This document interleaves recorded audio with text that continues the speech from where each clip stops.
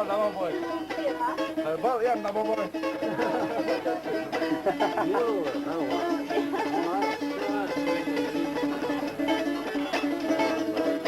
Tamam Ali. Bunu aldım.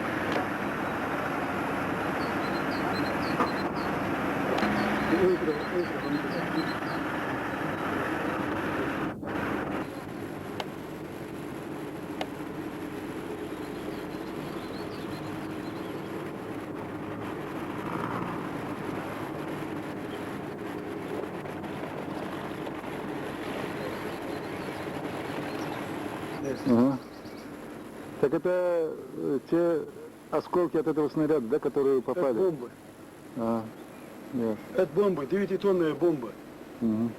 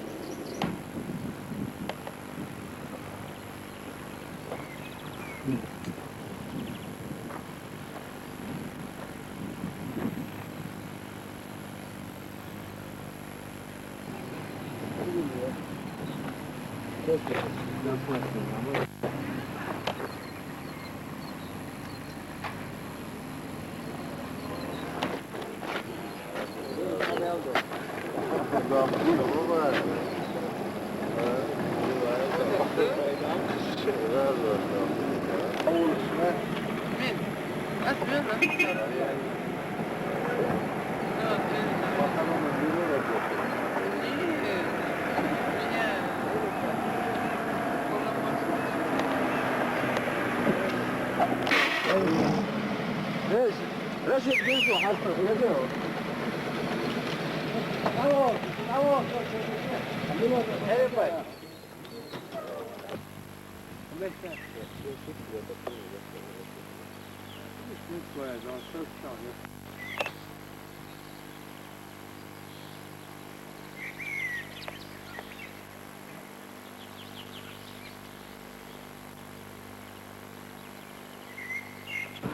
Pero a Виталий, автомат, просто много халище. Вы готовы, да? Скажите, пожалуйста, какова на сегодняшний день военная ситуация в Чечне, и что вы думаете по поводу сообщений российских средств массовой информации о том, что к 9 мая должна завершиться эта операция в Чечне? На сегодняшний день положение, как вы видите, военное. Война не кончилась, и война продолжается, только уже в новой стадии. А то, что российские средства массовой информации заявляют, что война кончится к 9 мая, это она действительно может кончиться к 9 мая, если российские войска выйдут отсюда полностью.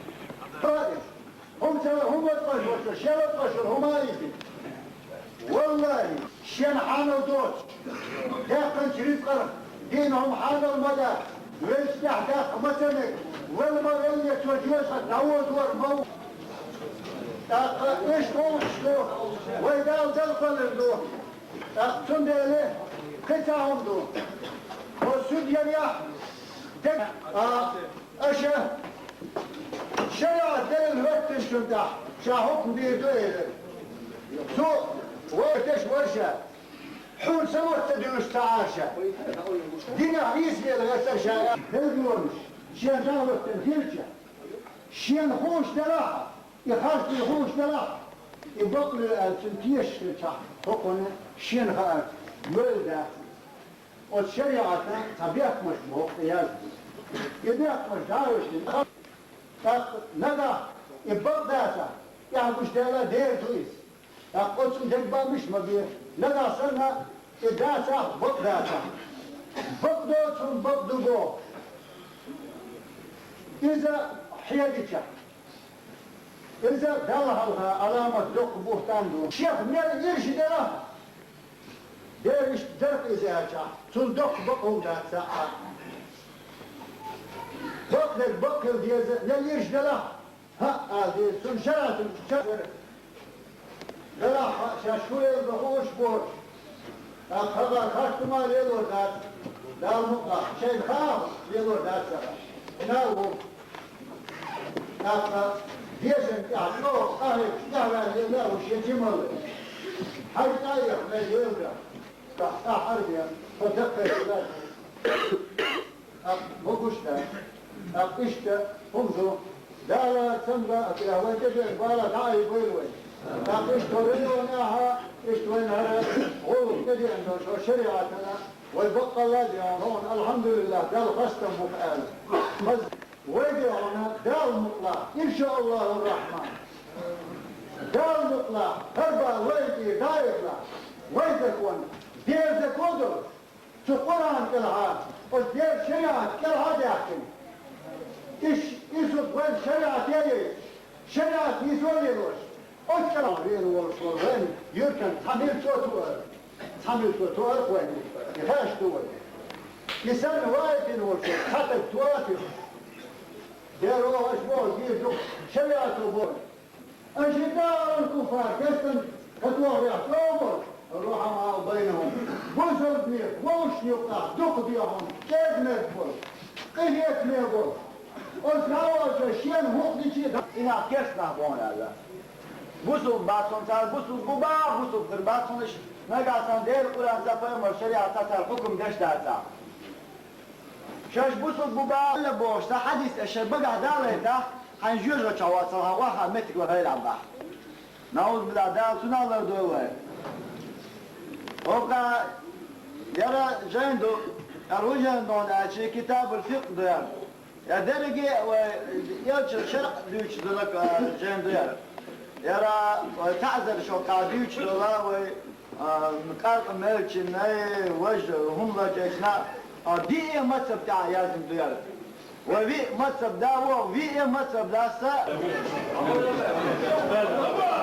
اما زي هذا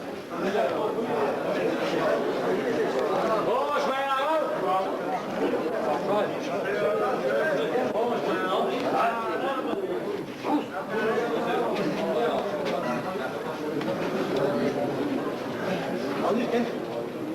يلا شو صبرنا لا يقدر يستعصي تم التدريب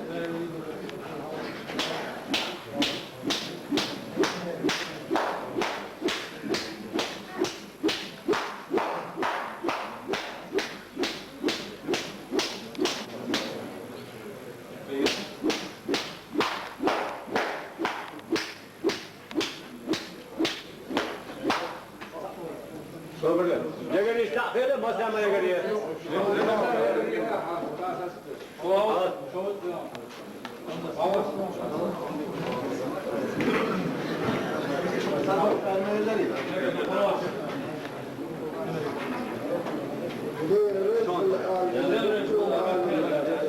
حاجة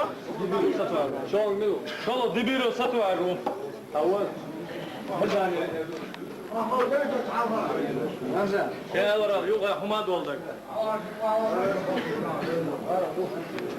انا دوخ كان دوخ لما ملام والله ملام ده تشك دول بس يفتح لي خليل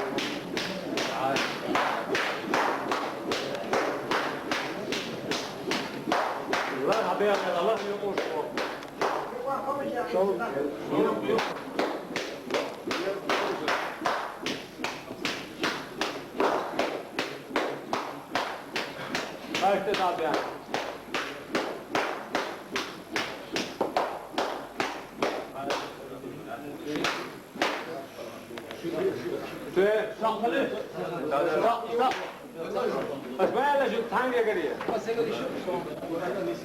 هذا هو سويك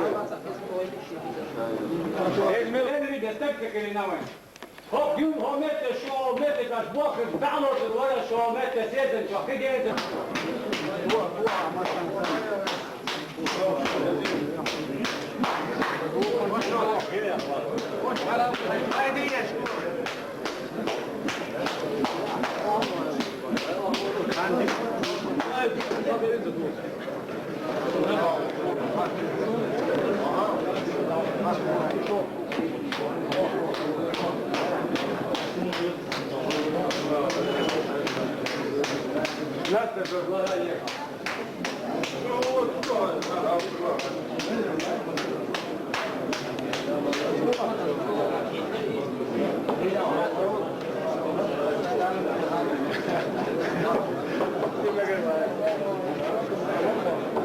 بعض السولدات عدد شيء شو عم يوصل هلا بين الوصول مكستور شو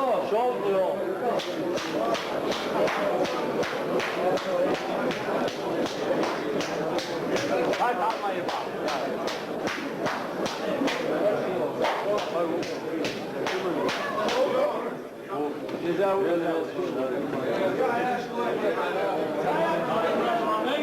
Devlet kılığında imana soğuktur. Su aldığınız geç kılağı, daha hoş hoş kendi hoş hoşun. Nensin hoş hoşun. İtça hoş hoş, ötker kamandir. Şava verene şu, belak var, nikten. Ya kosu de şava vorlar, şava edin yuva valinu. Şunu hoş, şol kılıyor.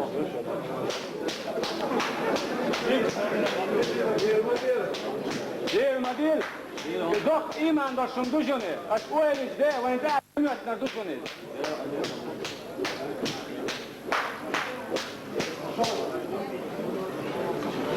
Gel rezil olun o baba. Sen de. Acele söyle, lütfen nukiyetini orada diye süde ahir olanlar sana süde ahir meleder hayır. Hada kaydın şurada otkant mellahille ikan söylene yuhu o davolcunu boş boşunu istiyor.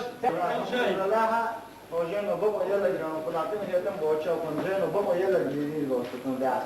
Ogeno ora tun gasan işte ton shosh ya havdala tun tsöy vajist ne. Что твой? Не diyor. Hep maç koydu.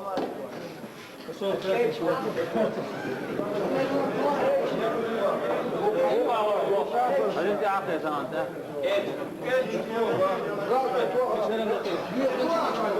Dur.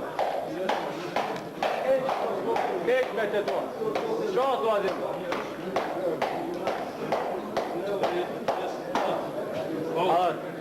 Şu, ben kaçtım bak yerlere. Kıyaf sektörü, kıyaf sektörü değil. Edin şu. Ben abordan ölçüş bu şu. Ne diyorsun? Şort ya.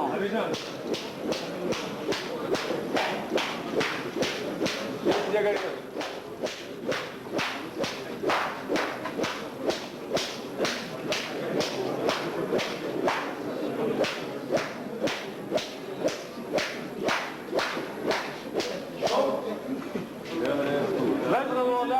Şun imanla şuna hidayet diye o devam ediyor. Umayo. Haber sosyal olur. Kanından tosun. Harit to şu maşin şu hal mayet ya ve başlar buldur. Maşin tasfiye tabar ke te sada hal sadelim bol. Wenda yadrim halava işte üstüne der. Суду конкретно Сейджан. 6, 8. Ne raket. 6 ракет, турческая. Смотри, он тоже пустит сейчас.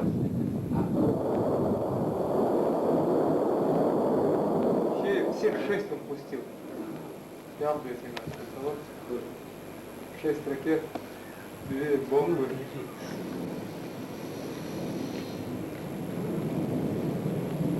Şey deriş. Şey deriş yok ha. Dağlar. Gidiyor, gidiyor. Пулемет что?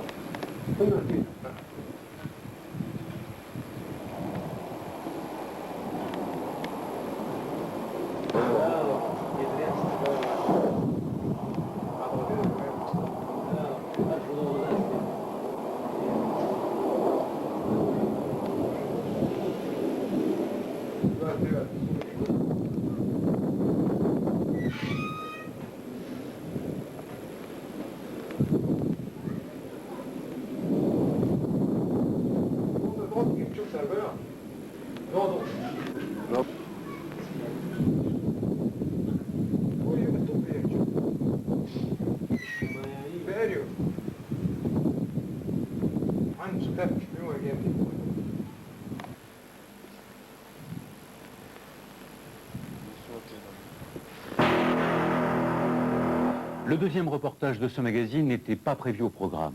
Il se trouve simplement que Marcel Tria et Franck Brisset sont rentrés il y a tout juste 10 jours de Tchétchénie et que ce qu'ils ont vu là-bas est tellement effrayant que nous avons décidé de diffuser sans plus attendre leur reportage. De façon très schématique, laissez-moi vous donner quelques repères pour mieux comprendre ce que vous allez voir. Depuis la chute de l'Empire soviétique, cette petite république du Caucase manifestait périodiquement des velléités d'indépendance, le désir de quitter la Grande Russie. Il y a 4 mois, Boris Yeltsin décide d'en finir avec cette rébellion larvée et lance ses troupes sur Grozny, la capitale. Tout cela se fait dans l'indifférence générale des nations occidentales.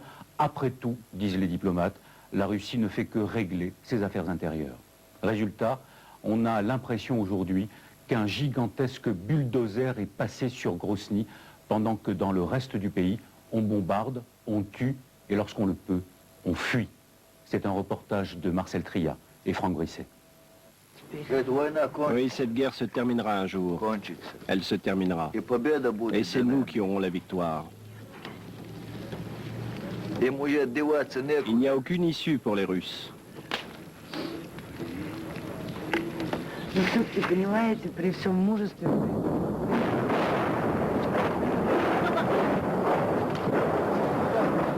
Ils veulent gâcher nos brochettes.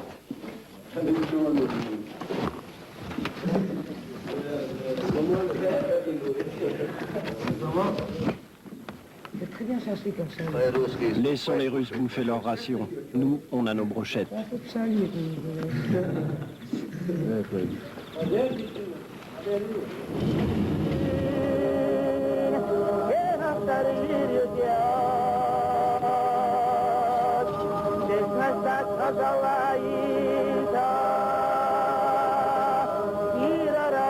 Grozny,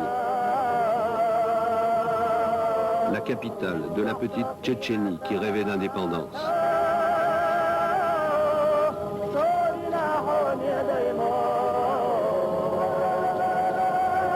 Plus de 450 000 personnes vivaient ici avant la guerre. La moitié d'entre elles étaient des Russes, les autres des Tchétchènes, des Ingouches ou des Arméniens.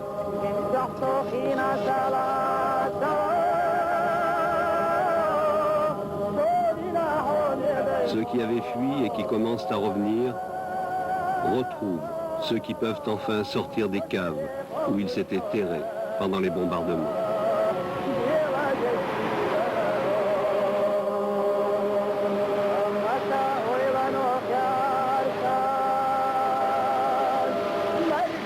Des hommes et des femmes encore étonnés d'avoir survécu. Des ombres à la recherche de ce qui fut leur rue, leur maison. Toute une vie engloutie. Toute la mémoire d'un peuple parti en fumée, avec ses archives et ses bibliothèques.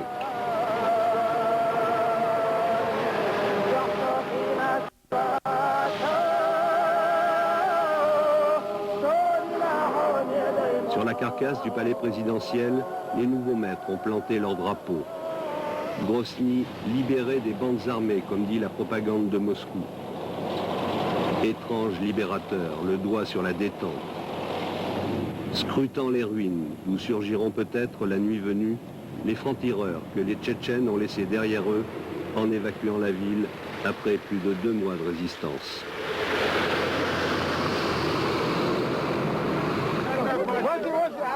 Des hommes et des femmes coupés du monde pendant des mois. Alors, faute de mieux, ils se précipitent sur la bonne parole venue de Moscou avec les tanks. Mais les occupants n'ont pas encore trouvé le moyen de les faire taire.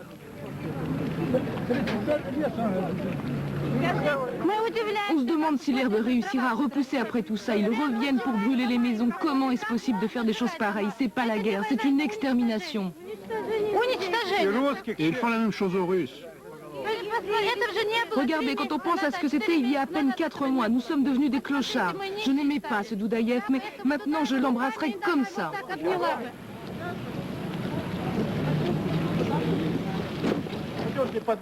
Venez, je vais vous montrer la cave où nous vivons. Voilà, regardez, c'est là. Пойдемте, пойдем. В подвал посмотрите, как живем. Темнота. Ils vivent ici depuis le début de la guerre. Plusieurs familles. Это самодельная дверь уже, поэтому... Des Russes, côte à côte avec des Tchétchènes et des Ingouches. А ну уйди, пожалуйста.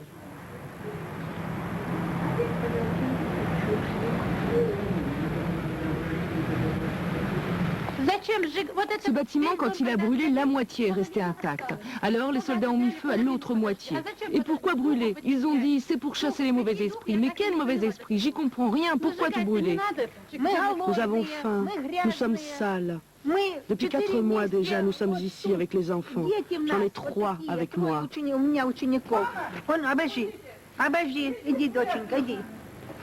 Ma fille a été blessée ici, 2 balles. Nous n'avons aucune aide, nous n'avons plus un sou. Nous sommes misérables, misérables. Allez, ça suffit de vous plaindre. C'est un soldat russe qu'on a enterré là. C'était un gars de Leningrad.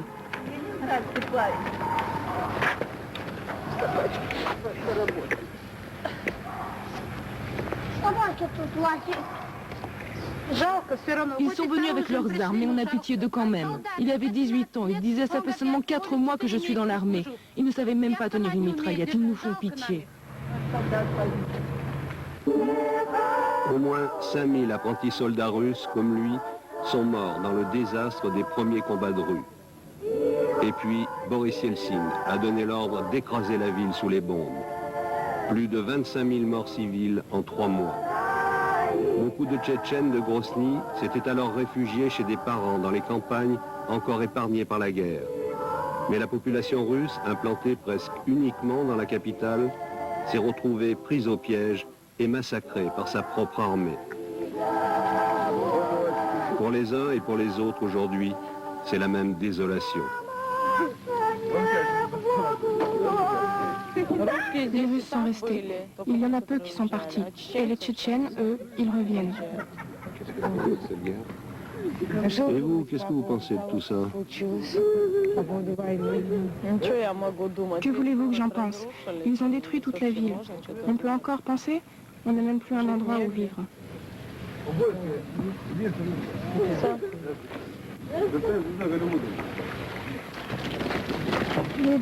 S'il vous plaît, venez voir. Voilà ma maison. Je suis obligée d'habiter chez des gens. Rien à manger, rien à me mettre. Tout est détruit. Et personne pour venir m'aider.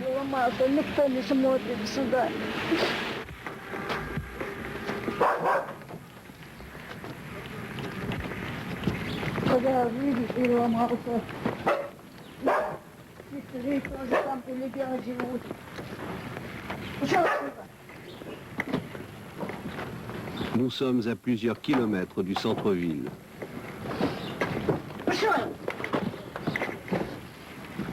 Bien loin de tout objectif militaire.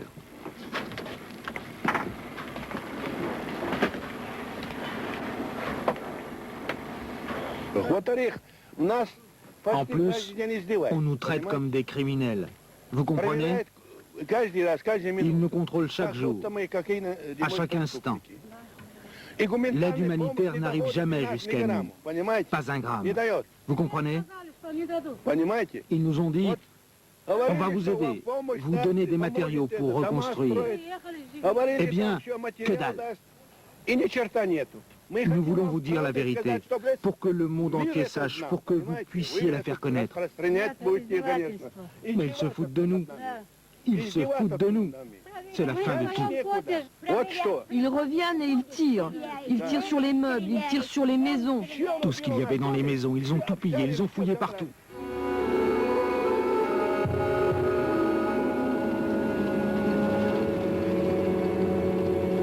Puis, après un long détour par la République voisine du Daghestan, nous avons dû contourner les lignes russes par les chemins de montagne pour rejoindre les zones encore contrôlées par les combattants tchétchènes au sud-est du pays.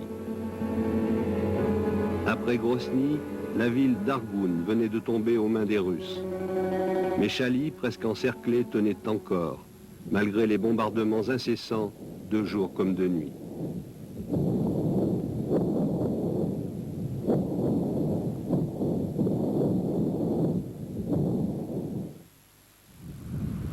Les uns après les autres, à bout de nerfs, les civils s'enfuyaient vers les villages de montagne. Ils nous ont bombardés toute la nuit. On a 8 enfants, petits, on les a déjà évacués. On ne pouvait pas les laisser là-bas. Si au moins on pouvait se battre, homme contre homme. Mais comme ça, c'est pas juste, c'est le monde entier. Qu'est-ce qu'il fout le monde entier? Il faut s'organiser pour les combattre, ces salauds de Russes. Il y a beaucoup de maisons détruites. On est des gens pacifiques. Pourquoi détruire nos maisons? Tu veux faire la guerre, eh bien fais-la. Mais pourquoi détruire les maisons? Tuer les enfants?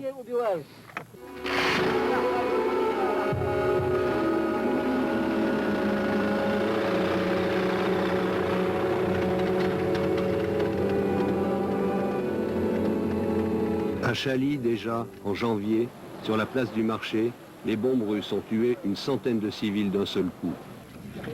Après la prise de Grozny et d'Argoun, l'état-major de l'armée tchétchène s'est replié ici. Mais l'artillerie russe est à quelques kilomètres à peine. Et l'assaut final est pour bientôt. Tu es soldat? Tu es soldat? Non, je suis majorette. Et tu es combattant? Oui, oui. Quel âge as-tu? 17 ans. Et tu n'as pas peur? Bien sûr que j'ai peur. Mais là, non. Mais quand les obus tombent, c'est autre chose.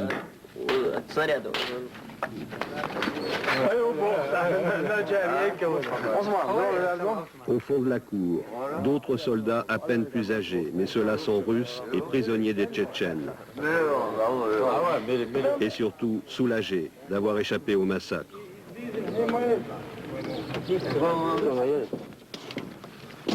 Et ces deux femmes, ce sont les mères de 2 prisonniers russes. Elles vivent ici depuis 15 jours déjà, en attendant de pouvoir repartir avec leur fils. Personne n'avait besoin de cette guerre. C'est vraiment très mal tout ça. On tue les civils, il y a des enfants qui meurent, et ces soldats aussi, si jeunes. Vous étiez d'accord pour partir à la guerre? Mais non, personne n'était d'accord. On leur a pas demandé leur avis. Et on les a envoyés la nuit sous la surveillance des bataillons de choc de la police.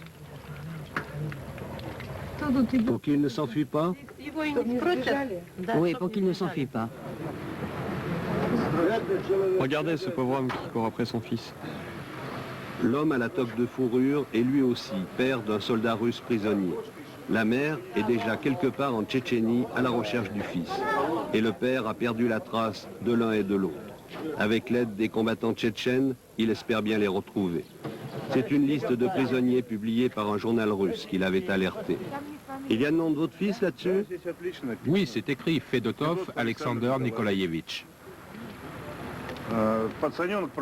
Mon gamin a fait 4 mois de service militaire et il a été envoyé au combat. Alors évidemment, il a tout de suite été blessé et capturé. Depuis, on n'a plus de nouvelles de lui. Et voilà, on est venu le chercher. Et les camarades tchétchènes m'aident beaucoup. Comment ils vous traitent, les Tchétchènes? Je peux vous dire tout de suite que la population tchétchène est très accueillante. Je vous dirais franchement que je me sens plus en sécurité ici que là où se trouvent les troupes russes. Là-bas, on te fouille tout le temps, on te surveille. Ici, on me laisse tranquille. Ici, il ne m'arrive rien de désagréable. Tout est bien. Tout simplement, j'aimerais bien retrouver mon fils.